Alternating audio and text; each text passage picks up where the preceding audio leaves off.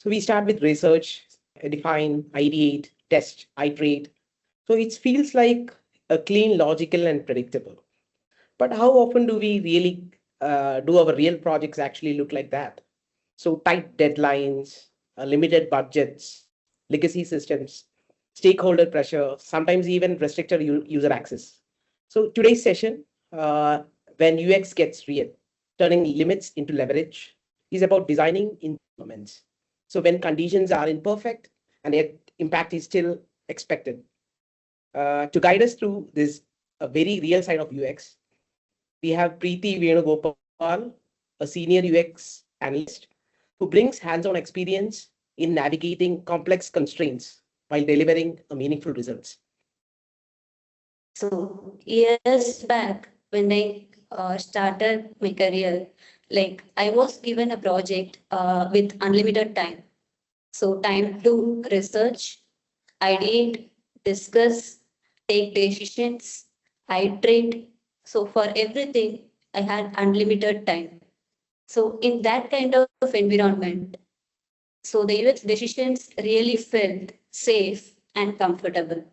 But then I was moved to a different project where I had lot of constraints like time, budget, technical constraints, like that. So following all the UX process within that time was really difficult. So that changed everything. So I would like to share so how I overcome those constraints and how a UX designer can create impactful solutions even if the conditions are not ideal. So this is how the unconstrained UX world will look like. So you will be having a lot of time and you will be having full access to users who are using it, and subject matter experts and domain experts will always be available, and the technical team will implement based on UX. Like they can change the technology based on UX, and stakeholders were always in line.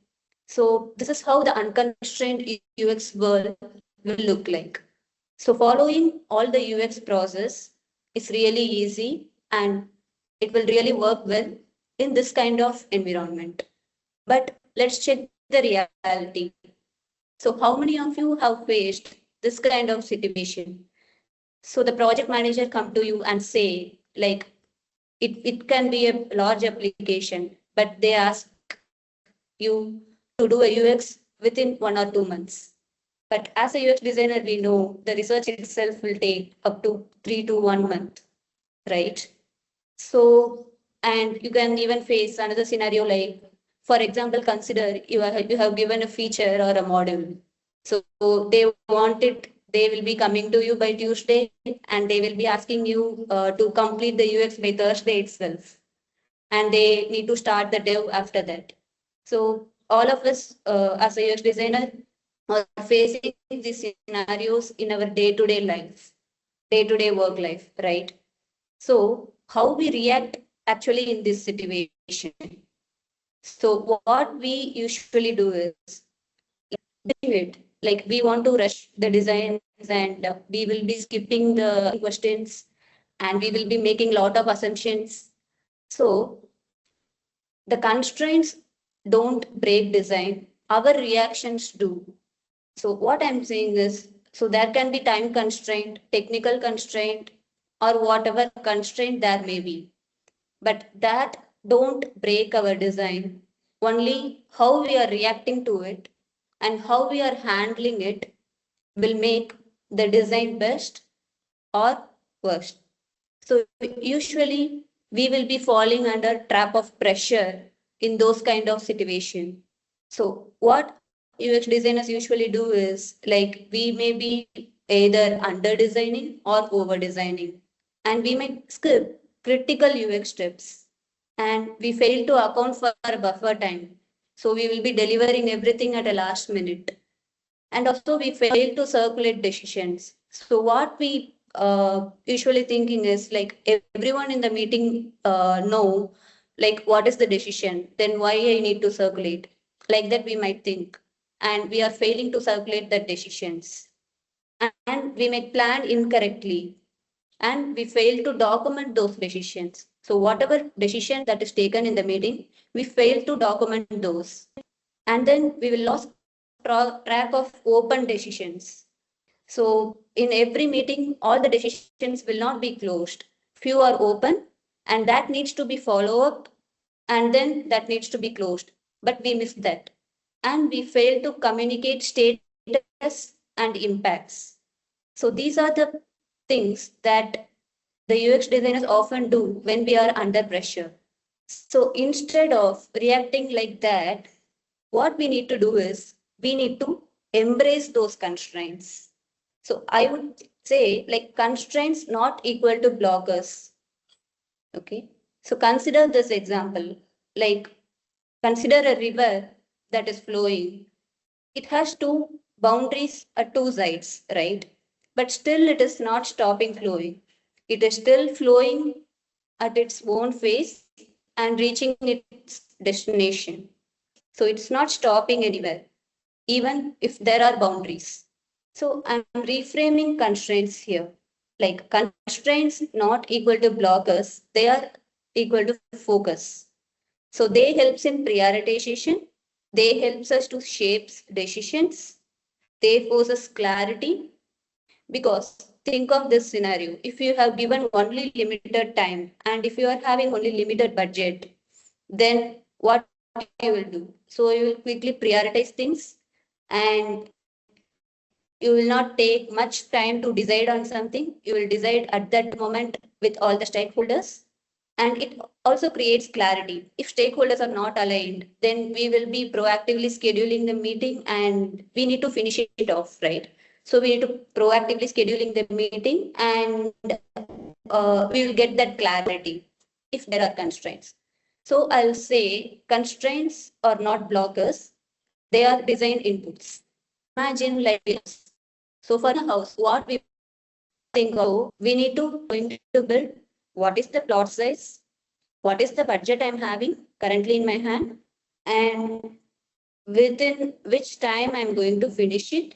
So likewise, there are a lot of things that are in place when we are planning to build a house, right? So these things, like if I am having only limited budget and if I am having only 2 cents of plots, then I'll be building the house within the 2 cents of plot, within that budget, right? So what we need to focus on is, so we need to focus on getting done the basic structure right.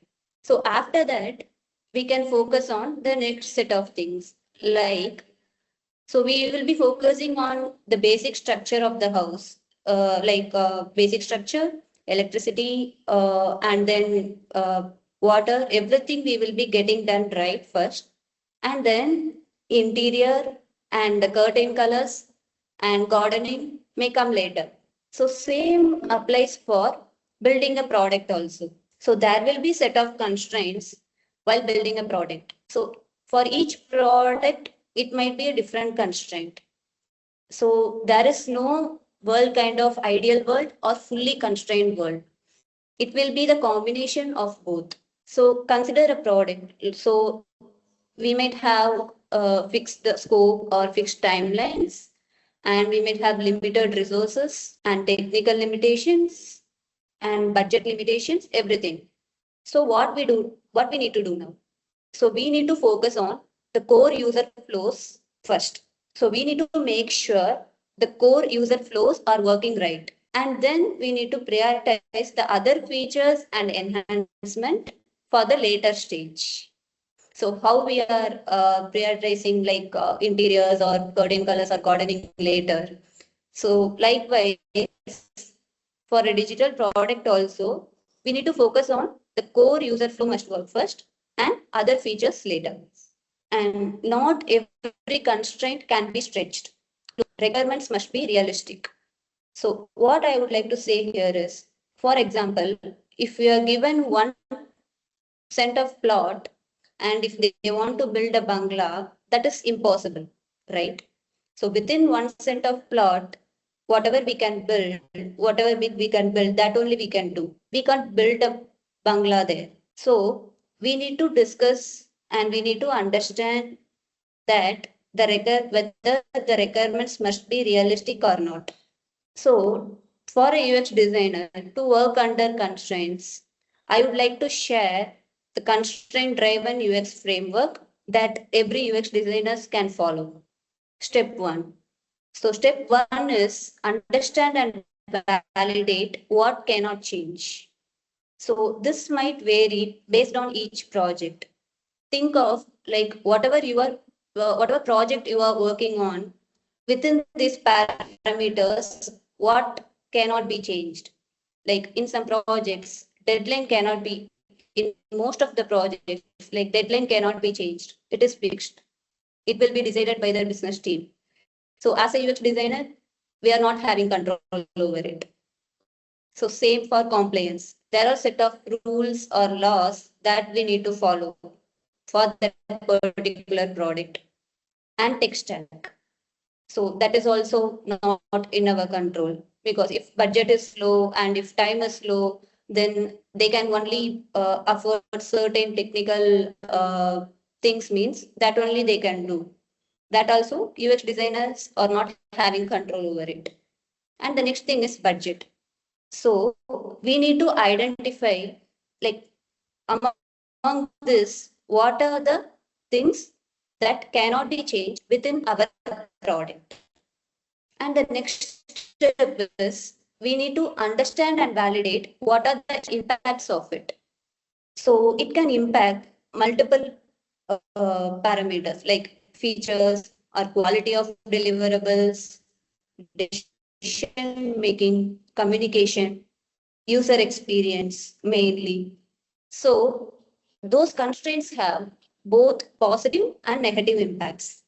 So I would like to focus more on how the constraints affects the user experience process and how as a UX designer we can navigate through it and still create impactful solution. So this is the design thinking process that we all aware about and we will be following in all projects, right? But imagine we are given a limited time or limited budget. So there you couldn't follow all these steps. So then what you will do? So there are set of things that as a UX designer we shouldn't compromise on UX meaningful solution. So these are the things that we shouldn't compromise on. So the first thing is user intent validation. That is understanding the problem, pain points of the user needs, everything. So that is the user intent validation that we shouldn't compromise on. And the second thing is the golden path. So golden path is nothing but the core user journey to make the product success. And the next one is information hierarchy. So this includes navigation, how we are organizing content, everything. So the user can complete the task based on how we are defining the information hierarchy. And the next thing is system state design. So this is, we need to ensure like whether we are designing for all the system states. And the next thing is task completion and recovery. So we need to make sure like whether the user after the task completion, the user can recover from, he can go back to where he came from, or is it a dead end? So we need to make sure that option. So these are the things that we don't compromise even under constraints. So following the earlier design thinking process with the limited constraints is really difficult. So I would like to share some methods to leverage UX and to achieve these non-compromisable steps even under constraints.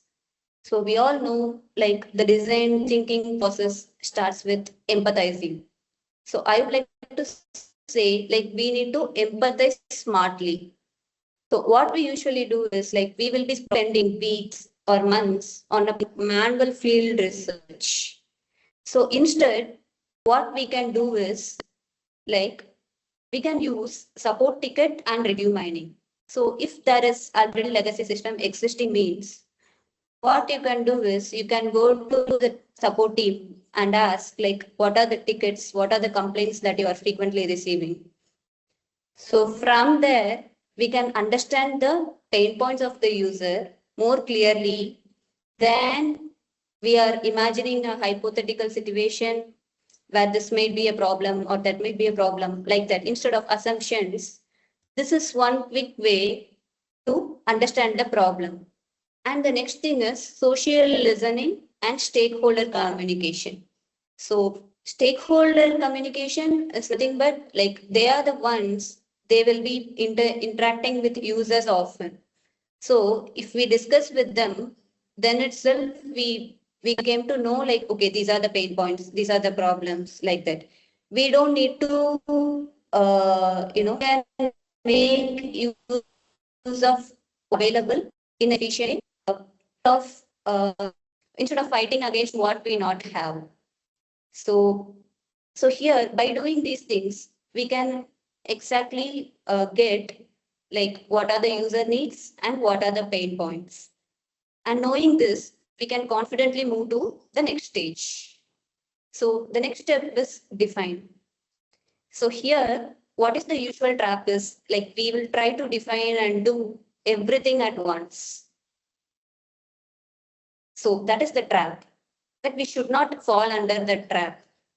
So we will be doing, the user journeys of the entire application, doing all the task flows and empathy mapping. We will be following all those steps. But here, what matters is outcome is matter than the output. Impact is positive, impact is matter more than documentation. So in the define phase, what we need to do is we don't need to fix everything at once. We just need to prioritize on the core user journey. So to do that, we can follow these methods like AI synthesized personas. So instead of going into field and directly interviews the users, what we can do is we already have the pain points and what are the user needs, everything in our hand. So we can give this data to AI and we can create the professional personas kind of thing.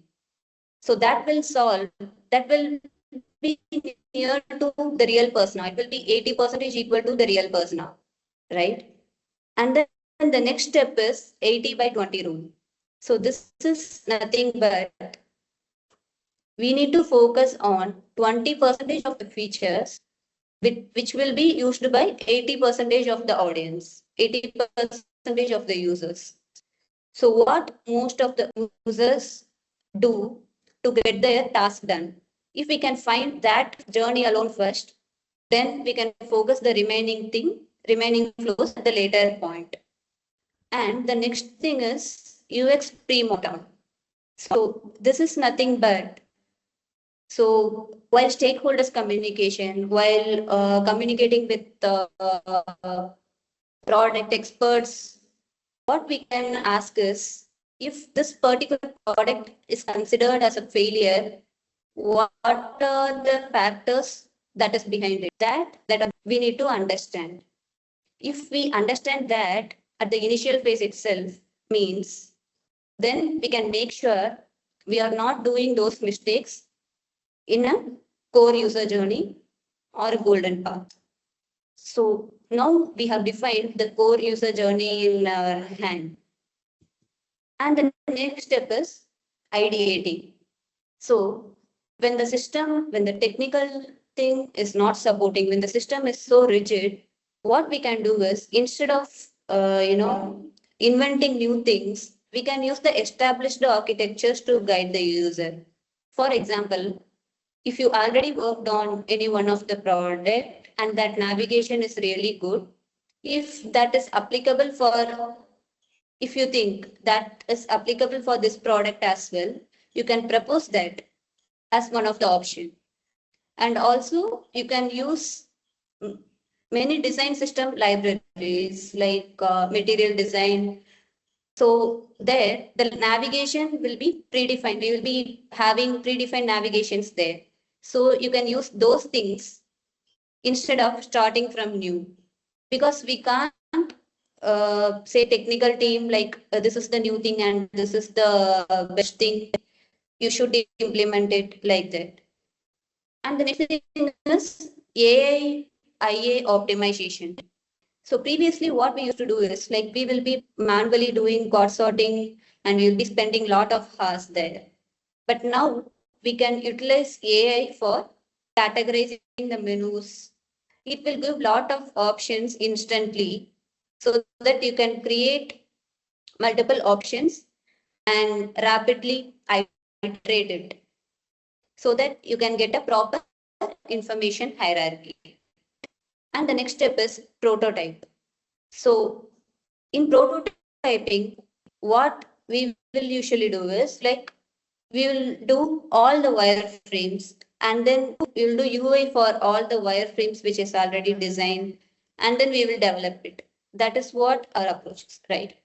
So here, what we need to do is we need to focus only on core user journey, and for that also we should not manually we don't need to manually do it. We can do assisted wireframe. I can utilize that. And we instead of focusing on other features, what we need to do is we need to define like skeleton script. Like what I'm saying is if there are any latency in the application or system, then so the user should not see it, right? So as a UX designer, we need to have a design buffer. Design buffer is nothing but the layer between the constraint and the user who is using it. So we need to define the states. Like if it is taking some time to load, so we need to make sure like we are designing for that states as well. And we can use optimistic UI simulation as well. So this is nothing but if saving that data is taking some time, so it should not be reflecting directly to the user. What we can do is like at the front end, we can show that it is already saved and then we can save it later. So what we are saying here is like we need to define and prototype for all the system states. Okay, so that we are making the application fast and fluid, even the constraints or something, we are not transforming that to users. And the next one is test. So previously what we do is like testing will be, we will be, conduct a meeting online like in Zoom or Teams. We will be sharing the prototype link and ask the user to test, right? So that is not needed. So we can leverage testing in more modern ways. So one of the method is unmoderated remote test. So we can just share those links and we can share the task list as well in that website itself. It will give you result on the next day. So you will be having the test data on the next day itself. So it will save a lot of time. And the next thing is predictive heat mapping. So this is nothing but whatever we design, like where the user focus is going on. So to know that, like we can use predictive heat mapping. For that also, there are a lot of tools available now in market. And then we can follow 5-second testing. It is nothing but giving a screen to a colleague or somebody and ask them what that screen try to convey. So if they are able to answer it, it is a good design. If they are not able to answer, then you need to rethink, refine, right? So in testing phase, like we need to test for all the scenarios and we need to test for all the recovery methods as well. So at the end, the outcome of it is the task completion and recovery. So once we use those methods to design it. So what we need to make sure is we are not charging UX tax for users. So UX tax is nothing but, so in physics, you might study about this, like the energy cannot be destroyed.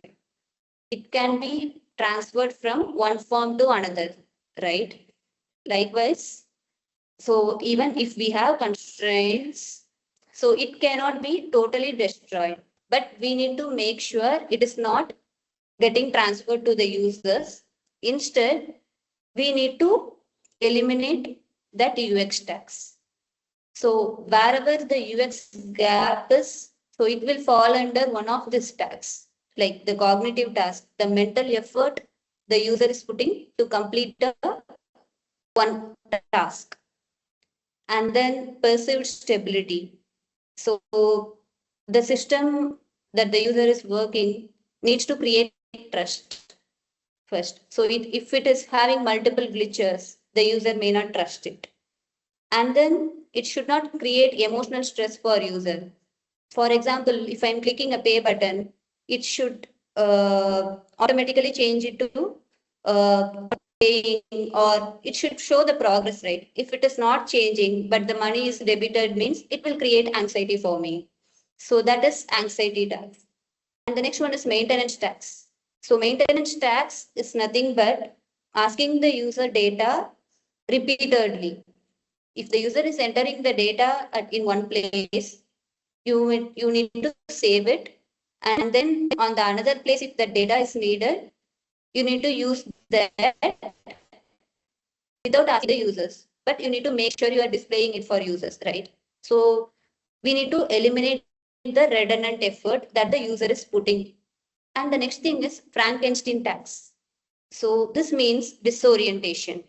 So it is nothing but, for example, if we need to deliver that, within the core user journey, if we need to deliver that as fixed, but you are not having time, means the all the headers, footers, the frame alone you can maintain consistent, and within that you can modify it later. You can enhance it later also, but you need to make sure you are following the headers, footers, colors, everything consistently, so that the user don't feel like he is out of that application or he is disoriented.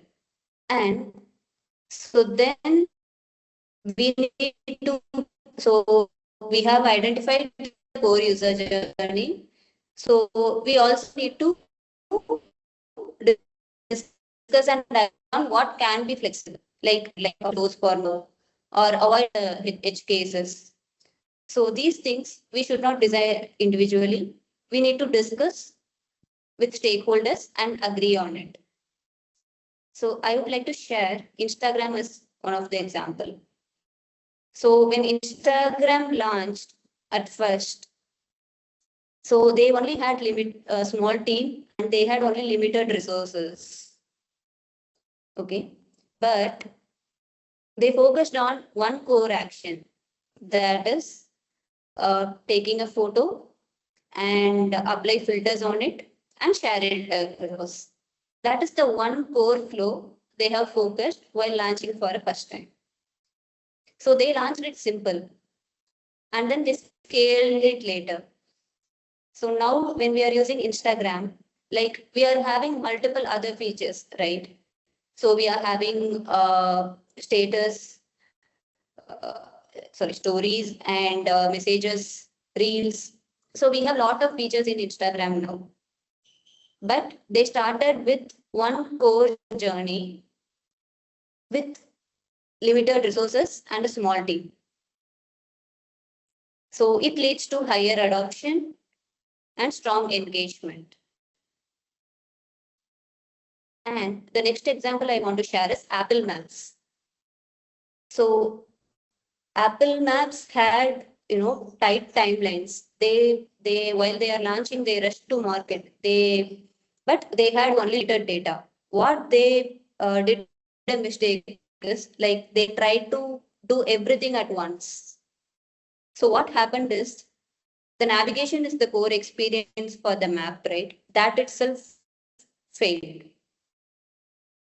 So, but then later they apologized and they learned from the constraints. Like they had only limited data. They addressed those constraints and then they come back. Then it got succeeded. So this is one example of what happens when we try to do everything at once without addressing constraints. Also, when Figma started in 2012, like we had many other design applications in market, like XD, Sketch, right? So, but those are desktop applications. So what Figma did is like they used their time and resources effectively. What they focused on is like they solved the main problem first. That is, in other applications, if you see, we can't use it in browser. So Figma solved those main problem. Also, the collaboration feature. So they prioritized the features and they solved the major core problem. And now we all know like it disrupted the entire design industry. So it became the global standard for collaboration. So along with the leveraging methods, if we follow this structure, it would really help you to create impactful solutions. So we should design rightly. So under constraints, we don't need to under design or over design. We just need to design rightly. And we should follow the core UX steps I mentioned earlier. We shouldn't compromise on it. And we should plan realistically. We should document all the decisions and share the decision across all the stakeholders. And then we need to communicate the status clearly. We need to track all the open decisions and take it to closure. And then we need to plan the deliverables with buffer so that we will be having time to iterate and launch. Trade-off in UX. So perfect experience versus trade-off experience. So what is perfect experience? So perfect experience is nothing but it is a futuristic state. Trade-off experience is nothing but what we can do now with what we have. Initially, when we are doing, we should not focus only on perfect experience. So we should do like whatever we have it in our hand now with what we have, with what best we can do. So we should do that first and then we should gradually move to perfect experience. Also, we need to educate the customers on it. So if we show only trade-off experience to customers, they may think like this is only we can able to do or like that. They might expect more experience, right? But they might not aware of all the constraints we are having. So what we can do is like we should have a plan for perfect experience as well. We don't need to have a perfect plan like uh, this is the end output like that. We don't need to have. We just need to have a plan to articulate it to customer. It can be in any form. And if we have that, it will also help us to showcasing our capabilities to them. So these are the key takeaways from this. Like we should design for what is needed now and we should make trade-offs visible so that all the stakeholders, everyone is aligned. And we should optimize for impact, not for perfection. Because perfection, we can't build perfection in one step. So we should design for impact, whether it is solving the problem, we need to see that. And then based on the data, we need to iterate and move to perfection. And also under constraints, like we need to leverage modern methods and AI wherever possible. So these are the key takeaways I would like to share. Yeah, thank you for listening.